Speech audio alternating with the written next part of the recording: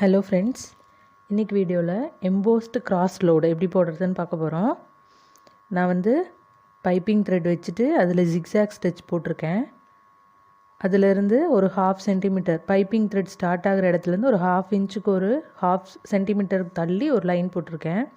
அப்போ தான் அந்த மேலே இருக்க த்ரெட்டு ஃபுல்லாக கவர் பண்ணி நம்ம போட முடியும். அதுக்காக இப்போ வந்து ஒரு சைட் கார்னர்லேருந்து நம்ம ஸ்டார்ட் பண்ண போகிறோம். இப்போ வெளி பக்கத்தில் இருந்து அந்த கார்னரில் நார்மல் செயின் எடுத்துகிட்டு, ரொம்ப சின்ன செயினாக, இதில் 2 மெத்தட் இருக்குது அதை க்ளோஸ் பண்ண. நான் இப்போ ஜரி த்ரெட்டில் ஒரு மெத்தட் சொல்லித்தரேன். சில்க் த்ரெட்டில் அடுத்த வீடியோவில் இன்னொரு மெத்தட் நான் உங்களுக்கு சொல்லி கொடுக்குறேன். இப்போது நார்மலாக ஒரு சின்னதாக ஒரு செயின் எடுத்துக்கிறோம்.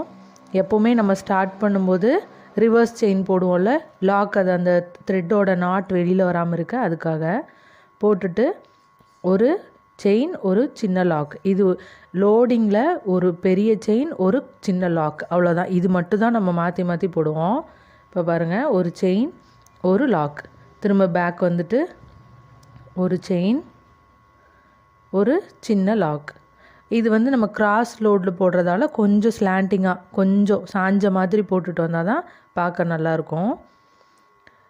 அந்த எட்ஜிலேருந்து ஸ்டார்ட் பண்ணிவிட்டு இப்போது நம்ம அங்கே போடுறது அந்த பைப்பிங் த்ரெட்டோட மேலே, அந்த த்ரெட்டு மேலே அந்த பிசுறு தெரியுதுல்ல, அதை க்ளோஸ் பண்ணுறதுக்காக மேலே போட்டுட்ருக்கோம்.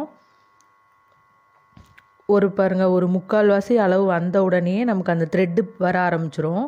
அப்போ அந்த த்ரெட்டுக்கு மேலே அந்த இருக்கிற இதை மறைக்கிற மாதிரி நம்ம போடணும். அந்த த்ரெட்டு மறைக்கிற மாதிரி ஒரு பெரிய செயின், அந்த வெளி லைனுக்கு மேலே ஒரு சின்ன லாக் போட்டு அப்படியே அந்த த்ரெட்டை க்ளோஸ் பண்ணுற மாதிரி எடுத்துகிட்டு ஒரு பெரிய செயின், அந்த லைன் மேலே ஒரு லாக்,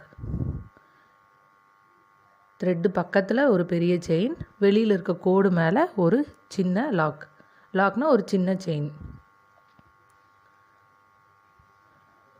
வெளியே ஒரு லாக். இப்போ த்ரெட்டு நல்லா கவர் பண்ணியிருக்கோம். சம்டைம்ஸ் நமக்கு ரொம்ப அந்த பிசுறு வெளியில் தெரிகிற மாதிரி இருந்தால் நீங்கள் நீடில் பென்சில் வச்சு கொஞ்சம் அதை உள்ளே தள்ளி விட்டுட்டு அதுக்கப்புறமா போட ஆரம்பிங்க. ஒரு லாக், அந்த வெளியில் லைன் மேலே அந்த லாக் வர மாதிரி ஒரு செயின், அந்த கோடு மேலே லாக்.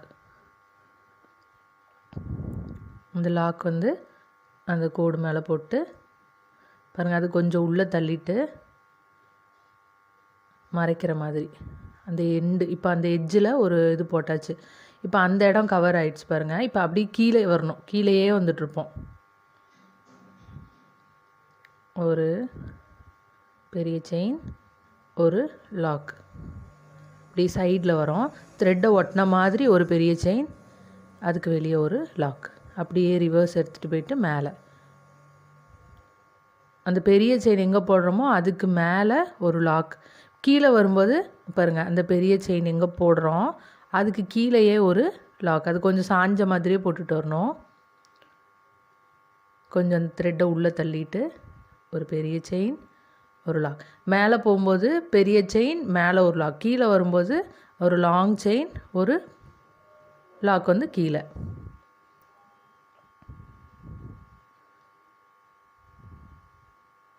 நல்லா நெக்லைனில் இந்த மாதிரி லோடிங், எம்போஸ்ட் லோடிங் கொடுத்தா நல்லாயிருக்கும். இதில் டபுள் கலர் ஜிக்ஸாக்கில் போடலாம். இதில் நிறைய மெத்தட் இருக்குது.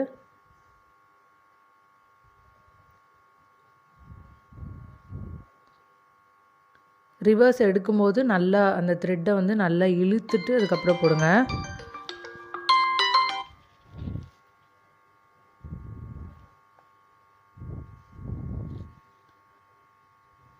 ஒரு செயின், ஒரு லாக். த்ரெட்டு வந்து நல்லா கொஞ்சம் லூஸாக இருக்க மாதிரி விட்டுட்டு போடுங்க. கீழே வந்து த்ரெட் நல்லா ப்ரெஷர் இல்லாமல் அப்படி நல்லா ஃப்ளோவாக கொடுத்தா தான் பாருங்கள், வெளியே எடுக்கும்போது த்ரெட்டை கீழே வந்து லூஸாக விடணும். சம்டைம்ஸ் நம்ம இறுக்கமாக த்ரெட்டை பிடிச்சிட்டே இருப்போம், மேலே த்ரெட்டு வராமே இருக்கும்.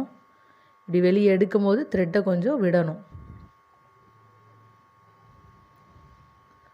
ஒரு லாக், அந்த எம்போஸ்டு. இது வந்து நம்ம ஃபெவிக்ரில் போட்டு நீங்கள் ஸ்டிக் பண்ணிட்டு கூட பண்ணலாம். ஆனால் அது அந்தளவுக்கு க்ளூ போட்டால் அது ரொம்ப நிறையா சம்டைம்ஸ் போட்டுட்டா நம்ம நீடில் வந்து இந்த கிளாத்தில் பஞ்ச் பண்ணும்போது ரொம்ப இறுக்கமாக இருக்க மாதிரி இருக்கும். அந்த க்ளூ மேலேயே நீடிலில் போடுறது கொஞ்சம் கஷ்டமாக இருக்கும். ஜிக்ஸாக் போட்டுட்டு போடுங்க.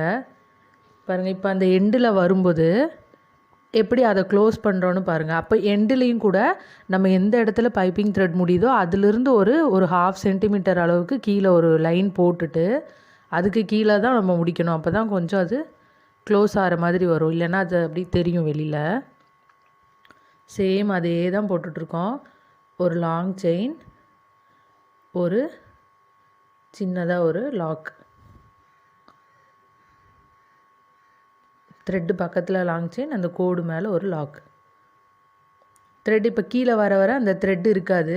இப்போ நம்மளாக ஒரு அஸ்யூம் பண்ணிவிட்டு நீங்கள் ஏற்கனவே எந்த இடத்துல அந்த பெரிய செயின் முடிச்சிருக்கோமோ அந்த இடத்துல பஞ்ச் பண்ணி பெரிய செயின் போட்டு கொஞ்சம் தள்ளி லாக் போடுங்க.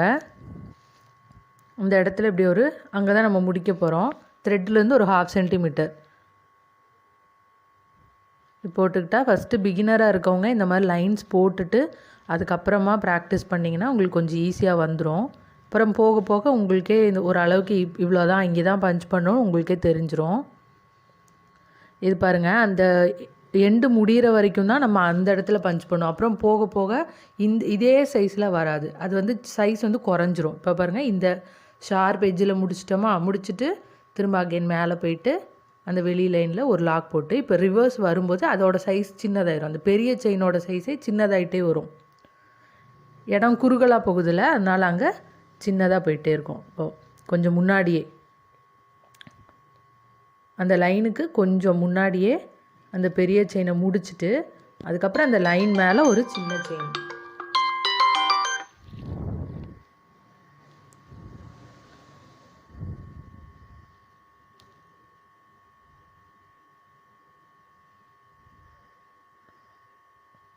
ஒரு செயின், அங்கே இன்னொரு, போக போக ரொம்ப சின்னதாக போட்டு போங்க. செயின், ஒரு லாக், செயின், ஒரு லாக். அந்த எண்டு கொஞ்சம் ஷார்ப்பாக இருக்கிற மாதிரி நம்ம முடிக்கணும்.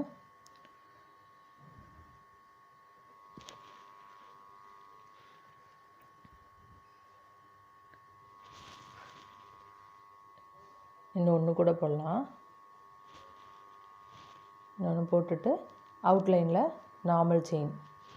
அந்த த்ரெட்டு வந்து நம்ம பஞ்ச் பண்ண இடத்துல ஹோல்ஸ் தெரியும்ல, அதை கவர் பண்ணுற மாதிரி நமக்கு சிங்கிள் லைன்லேயும் கொடுக்கலாம், சிங்கிள் லைன் செயினும் கொடுக்கலாம்.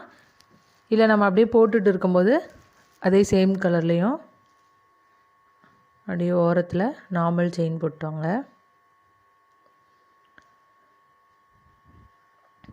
த்ரெட் மட்டும் ரொம்ப லூஸாக நல்லா வெளியில் வரணும், அப்போ தான் நல்லா அழகாக இருக்கும் பார்க்க. இப்போ அந்த இடம் முடிச்சுட்டு ஒரு சின்ன லாக் போட்டுட்டு த்ரெட்டை நல்லா வெளியே எடுத்துட்டு டர்ன் பண்ணுங்கள். ஓகே, நல்லா வெளியே எடுத்துட்டு டர்ன் பண்ணால் அந்த ஷார்ப் எட்ஜ் வந்து மாறாமல் வரும். ஒரு செயின் டர்ன் பண்ண போகிறோம். இப்போ அந்த இடத்துல ஒரு சின்ன செயின், த்ரெட்டை நல்லா வெளியே எடுத்துட்டு எந்த சைட் போகணுமோ லூப்பை அந்த பக்கம் டர்ன் பண்ணிவிட்டு செயின் போட்டு கம்ப்ளீட் பண்ணுறோம். நம்ம நெக்ஸ்ட் வீடியோவில் சில்க் த்ரெட் வச்சு எப்படி எம்போஸ்டு இது போடலான்னு பார்ப்போம், லோடிங். இதில் ஸ்ட்ரைட்டும் போடலாம், ஆனால் ஸ்ட்ரைட்டோட கிராஸில் போட்டால் கொஞ்சம் பார்க்க நல்லாயிருக்கும். சில்க் த்ரெட்டில் போடுறதும் சேம் மெத்தட் தான். உங்களுக்கு சில்க் த்ரெட்டில் நான் இன்னொரு வீடியோவில் நான் உங்களுக்கு எப்படின்னு போட்டு காட்டுறேன்.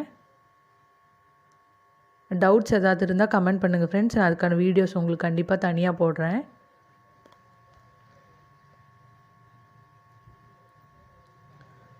எண்டில் வந்துட்டு 4 சைட்ஸ்லேயும் செயின் அவுட்லைன் கொடுத்துட்டு கம்ப்ளீட் பண்ணுறோம். அந்த கார்னரில் நார்மலாக நாட் போட்டு கம்ப்ளீட் பண்ணிடுறோம்.